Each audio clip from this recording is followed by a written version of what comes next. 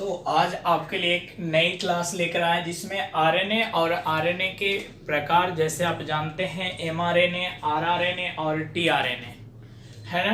तो उनके बारे में आज पढ़ेंगे। डीएनए के बारे में पहले बहुत सी जानकारी हम लोग प्राप्त कर लिए हैं और आज हम लोगों को आरएनए के बारे में सीखना है ना। तो आरएनए के बारे में सबसे पहले तो इनके पूरे नाम ही बताते हैं कि यह राइबो न्यूक्लिक एसिड होते हैं। यानी क्या होते हैं? Nucleic acid. और आप पहले से जानते हैं न्यूक्लिक एसिड दो प्रकार के होते हैं, डीएनए और आरएनए। तो डीएनए के बारे में तो पढ़ चुके हैं, तो आज आरएनए क्या बोला गया? Ribo nucleic acid. ठीक है, ये राइबो क्या है? तो राइबो एक प्रकार का शर्करा है, शुगर है ना। एंड न्यूक्लिक एसिड मतलब केंद्रक में पाए जाने वाला यह एक क्या है? अम्ल है। कौन?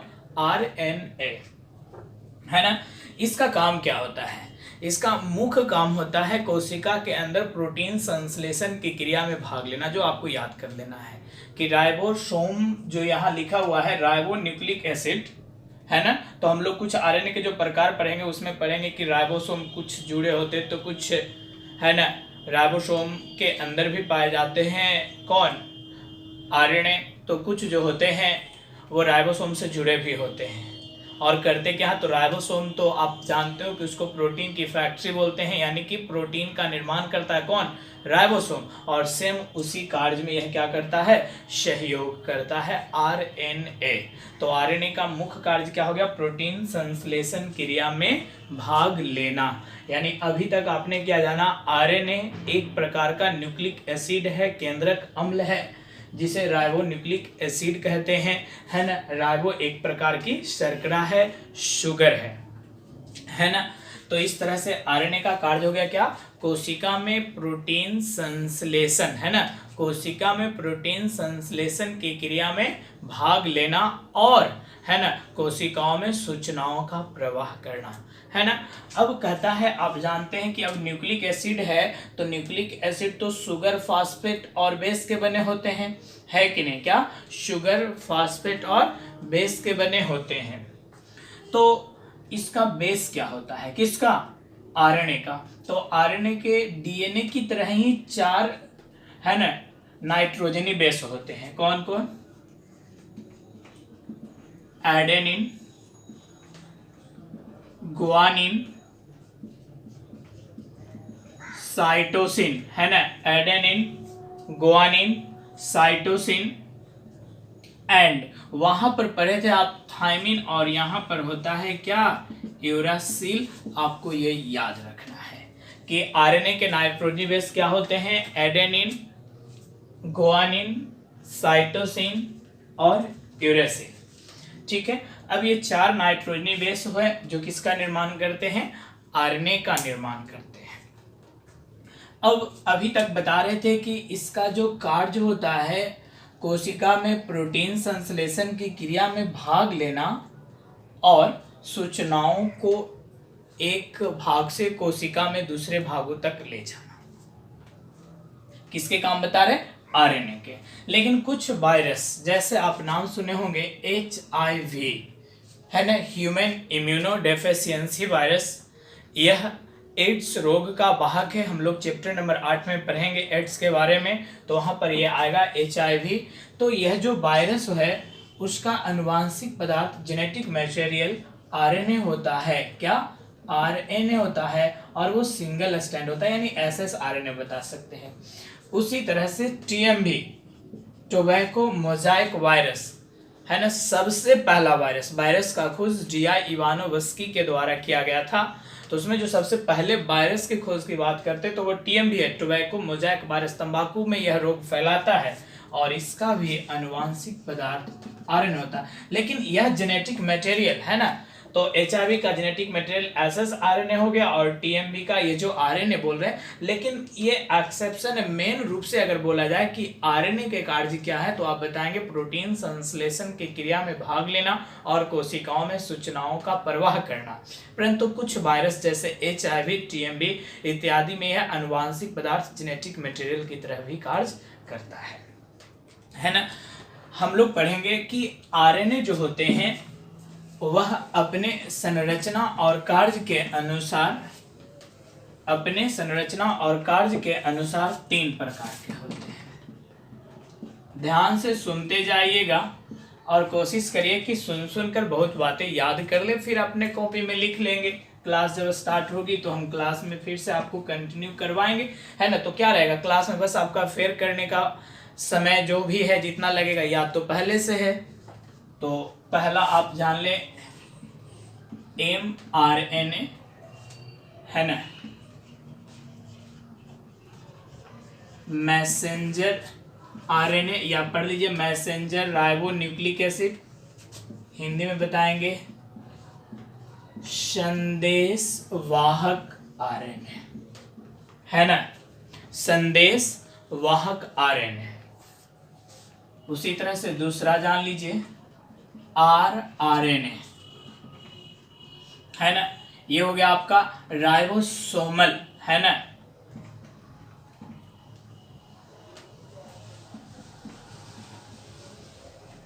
राइबोसोमल आरएनए,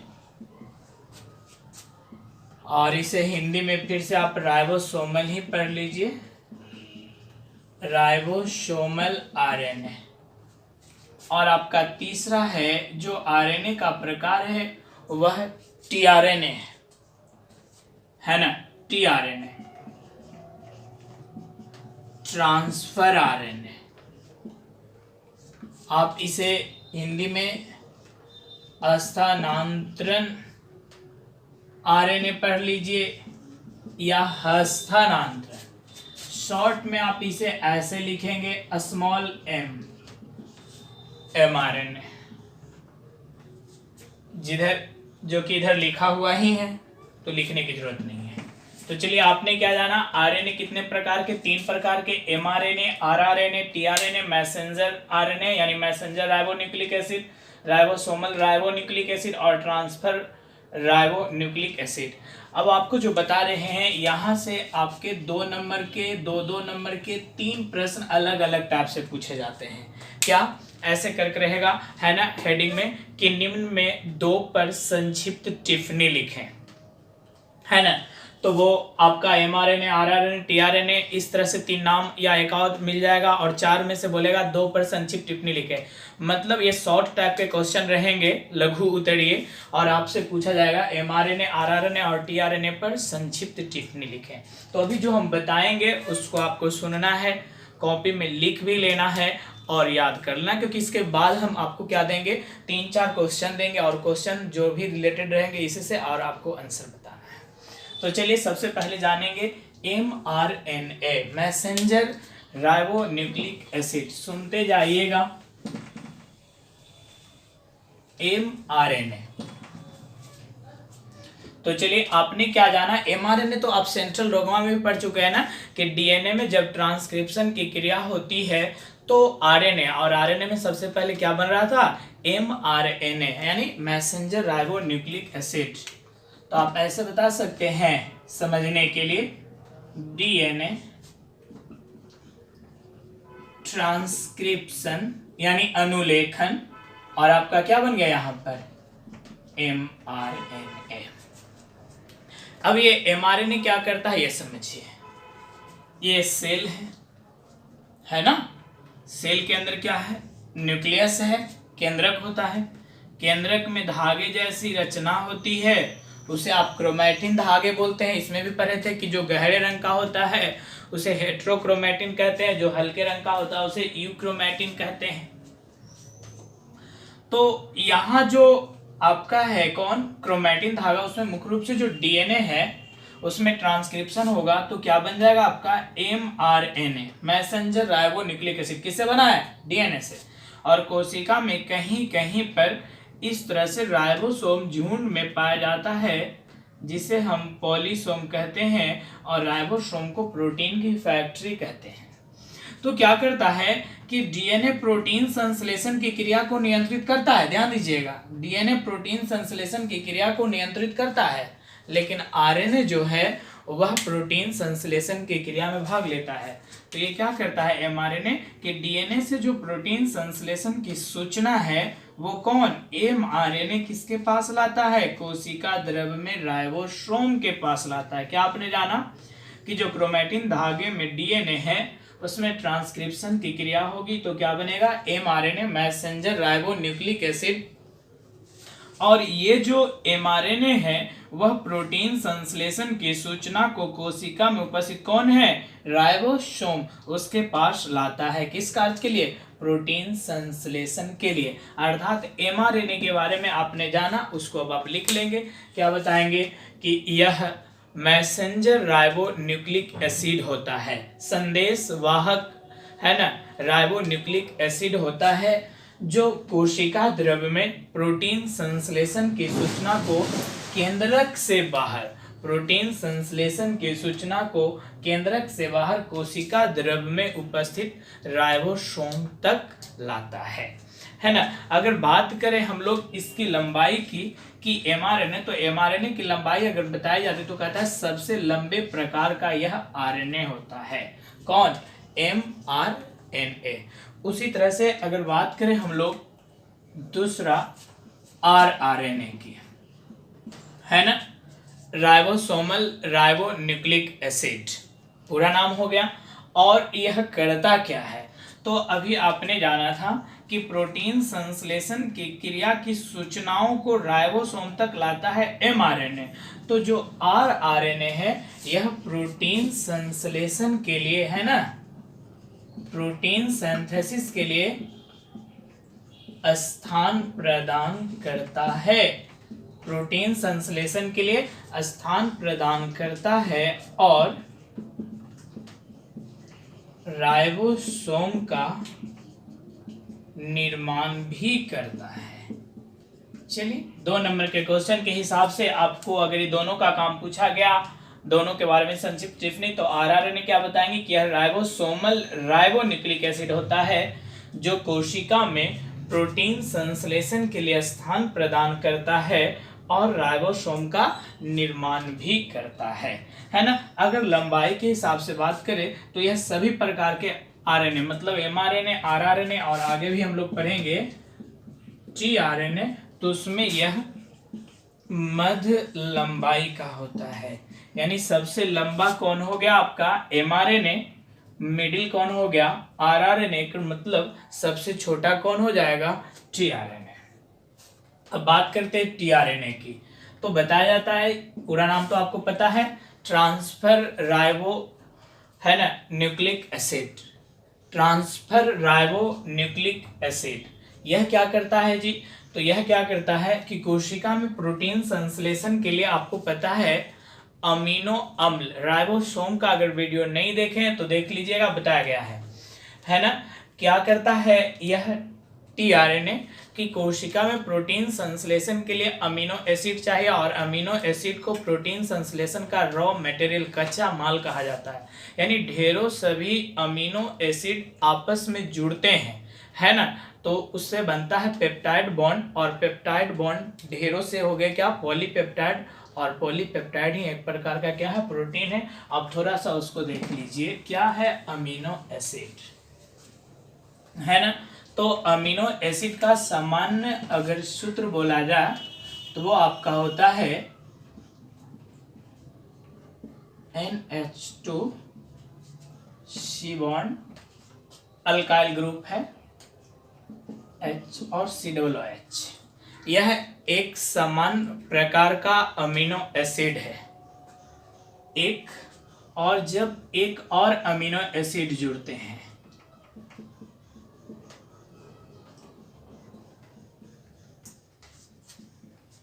इस तरह, तो आप क्या देखेंगे, यहां से OH और इसका H बाहर हो गया तो -H2O, जो बच गया उसको लिख लेंगे आप NH2 CHR1 C double bond O। यहां पर एक, दोनों को ये जब हट जाएगा, यानी यहां से हट जाएगा तो बच गया आपका क्या, NH CHR2 COOH। तो इसको हम कहते हैं पेप्टाइड बॉन्ड, लेकिन दो को जुड़ने से बना इसलिए डाई पेप्टाइड। एक और जुड़ेगा तो ट्राईपेप्टाइड, एक और जुड़ेंगे तो 3 के बाद को ट्राई के बाद टेट्रा नहीं पॉलीपेप्टाइड हो जाता है और प्रोटीन बनता है। यानी इस तरह से अमीनो एसिड एक क्रम में एक सीक्वेंस में जुड़ेगा, उस अमीनो एसिड को जोड़ने का कार्य कौन करता है? टीआरएनए। तो रिपीट करें, क्या आपने पढ़ा? यहां पर लिखा हुआ था एमआरएनए, है ना। आपने पढ़ा कि आरएनए अपने संरचना और कार्य के अनुसार 3 प्रकार के होते हैं। एमआरएनए मैसेंजर राइबोन्यूक्लिक एसिड, यहां पर था आरआरएनए राइबोसोमल राइबोन्यूक्लिक एसिड, और टीआरएनए ट्रांसफर राइबोन्यूक्लिक एसिड। आपने बताया कि यह प्रोटीन संश्लेषण की सूचना को केंद्रक से बाहर, देखिए बताया गया कौन? एमआरएनए प्रोटीन संश्लेषण की सूचना को केंद्रक से बाहर राइबोसोम के पास लाता है, इसलिए इसे संदेशवाहक सूचना लाता है ना, इसलिए इसे संदेशवाहक आरएनए कहा जाता है। लंबाई की बात की तो सबसे लंबे आकार का यह आरएनए होता है। दूसरा बताया गया आरआरएनए, है ना, पूरा नाम राइबोसोमल राइबोन्यूक्लिक एसिड। कार्य इसके क्या थे? तो प्रोटीन संश्लेषण के लिए स्थान प्रदान करना, प्रोटीन संश्लेषण के लिए स्थान प्रदान करना और राइबोसोम का निर्माण भी करता है। कौन? आरआरएनए। लंबाई की बात की तो ये मध्य लंबाई का था। उसी तरह से टीआरएनए ट्रांसफर राइबोन्यूक्लिक एसिड, है ना, और यह क्या कर रहा है? तो अमीनो एसिड को जोड़ने का कार्य करता है। याद रखिएगा, क्योंकि टीआरएनए से एक ऑब्जेक्टिव आगे हम लोग जेनेटिक कोड पढ़ेंगे, 3 बार 4 बार आ चुके हैं। क्या आ चुके हैं? एंटीकोडॉन पाया जाता है, बहुत बार आए हैं। एंटीकोडॉन हिंदी में प्रतिकूट स्थल पाए जाते हैं। कहाँ पाए जाते हैं? टीआरएनए में। जब हम लोग जेनेटिक कोड पढ़ेंगे तो इस चीजों को सुनेंगे अनुवांशिक कोड में, लेकिन अभी ये याद रखिएगा, बहुत बार ये क्वेश्चन आ चुके हैं। एंटीकोडॉन पाया जाता है, एंटीकोडॉन स्थल है, प्रतिकूट स्थल है, या टीआरएनए, इस तरह से। तो हमेशा जवाब क्या उसका बना है? एंटीकोडॉन। तो टीआरएनए या टीआरएनए लिखा तो ऑप्शन में आपका एंटीकोडॉन रहेगा ही रहेगा। तो अमीनो एसिड को क्रमबद्ध तरीके से जुड़ेगा, यानी 1 2 4 5 इस तरह से ढेरों से अमीनो एसिड जब जुड़ेंगे तो किसका निर्माण होगा? प्रोटीन का। तो उस अमीनो एसिड को जोड़ने का कार्य कौन करता है? टीआरएनए। प्रोटीन निर्माण के लिए स्थान कौन देता है? आरआरएनए। प्रोटीन निर्माण के लिए सूचनाओं को केंद्रक से बाहर कोशिका द्रव में कौन लाता है? एमआरएनए। सबसे लंबे आकार का आरएनए तो एमआरएनए, सबसे छोटे आकार का टीआरएनए, मध्य लंबाई का आरआरएनए। तो अब आपका क्वेश्चन रहेगा कि आरएनए क्या है? विभिन्न प्रकार के आरएनए के कार्य को बताइए। तो आप आसानी से बता सकते हैं कि आरएनए राइबोन्यूक्लिक एसिड होता है, जिसकी मात्रा मुख्यतः कोशिका द्रव में होती है, जो एक प्रकार का न्यूक्लिक एसिड होता है ना, और प्रोटीन संश्लेषण की क्रिया में भाग लेता है। परंतु कुछ वायरस जैसे कौन था? एचआईवी और टीएमवी, है ना, इन दोनों में यह जेनेटिक मटेरियल अनुवांशिक पदार्थ के रूप में भी कार्य करता है ना। आरएनए में कौन कौन से नाइट्रोजनी बेस थे? तो आरएनए में था एडेनिन, गुआनिन, साइटोसिन और यूरासिल, जिसमें एडेनिन और गुआनिन प्यूरिन नाइट्रोजनी बेस थे और साइटोसिन और यूरासिल क्या थे? पायरिमिडिन नाइट्रोजनी बेस थे, है ना। हमने क्या पढ़ा कि आरएनए का निर्माण कैसे होता है? तो जब डीएनए में ट्रांसक्रिप्शन की क्रिया होती है, अनुलेखन, तो डीएनए में जब ट्रांसक्रिप्शन की क्रिया होती है तो आरएनए का निर्माण होता है। और आरएनए अपने संरचना और कार्य के अनुसार 3 प्रकार के होते हैं। कौन कौन? एमआरएनए, आरआरएनए और टीआरएनए। बाकी तो याद हो गया कि प्रोटीन संश्लेषण की सूचनाओं को केंद्रक से बाहर कोशिका द्रव में लाता है। लंबाई के अनुसार सबसे लंबे आकार का आरएनए होता है ना। लंबाई के अनुसार मध्य लंबाई का आरएनए होता है, जो प्रोटीन संश्लेषण के लिए स्थान प्रदान करता है, और प्रोटीन की फैक्ट्री कौन? राइबोसोम, उसका भी निर्माण करता है। कौन? आरएनए। एंड टीआरएनए सबसे छोटे, है ना, सबसे छोटे लंबाई का आरएनए होता है, जो विभिन्न प्रकार के अमीनो एसिड को इस तरह से जोड़ता है और प्रोटीन का निर्माण होता है। यहाँ याद कर सकते हैं कि प्रोटीन के बीच के बंधन को पॉलीपेप्टाइड, लेकिन 2 अमीनो एसिड जुड़ेंगे तो डाईपेप्टाइड बॉन्ड तीन तो ट्राई और तीन से अधिक तो पॉली। इस तरह से प्रोटीन के बीच के बंधन को पॉलीपेप्टाइड बॉन्ड कहते हैं, है ना। यहाँ पर एक ऑब्जेक्टिव बताया, आगे पढ़ना है, लेकिन अभी याद रखेंगे एंटीकोडॉन स्थल पाए जाते हैं, प्रतिकूट स्थल पाए जाते हैं। ऑप्शन 1 2 3 इस तरह से कुछ और रहेंगे तो हमेशा क्या बनाएंगे, tRNA, है ना। अब आप जब आरएनए को अच्छी तरह से समझ चुके हैं, उनके प्रकार और उनके कार्य को, तो इन 3 प्रश्नों को उत्तर देने में आपको कठिनाई नहीं होनी चाहिए, है कि नहीं।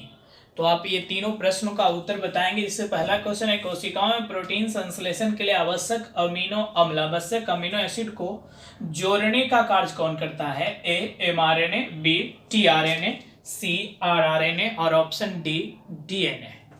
क्वेश्चन नंबर दूसरा है, प्रतिकूट स्थल एंटीकोडॉन जो स्थान है वह पाए जाते हैं, कहाँ पाए जाते हैं जी, टीआरएनए पर, एमआरएनए पर, आरआरएनए पर और डीएनए के ऊपर।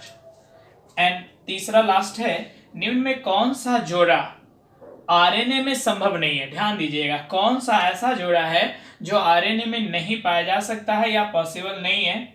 ए गुआनिन और साइटोसिन, इस तरह का क्वेश्चन हम पहले भी बता चुके हैं। ए गुआनिन एवं साइटोसिन, बी एडेनिन एवं थाइमिन, सी साइटोसिन एवं एडेनिन और डी गुआनिन एवं एडेनिन, है ना। तो आपको अब ये प्रश्नों का उत्तर बताना है।